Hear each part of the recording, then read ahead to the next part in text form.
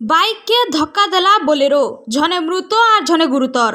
बलांगीर जिला बेलपड़ा स्थित गिरिगोवर्धन मंदिर पाखे थिबार स्वर्गीगुड़ा छक पाखे आज अपराह्न 4:30 बेलके बाइक के धक्का देकरी बोलेरो फेरार मारिछे, जेंथि लागी झनकर मृत्यु होइतिबार बेलके आर झने गुरुतर होइछन।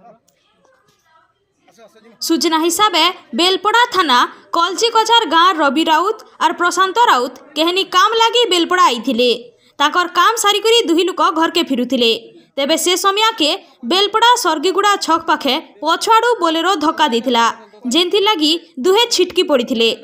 अलगा आड़े दुर्घटना घटे करी बोलेरो धुमाभटा रास्ता देइकरी फेरार मारिथिला।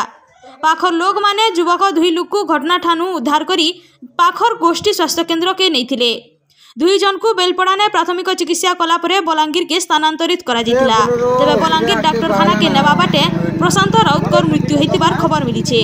इटा नै करी बेलपड़ा पुलिस घटना ठान के पहुंची करी तदंत चलेछे। बेलपड़ा नु जितु नायक रिपोर्ट दोना टीवी।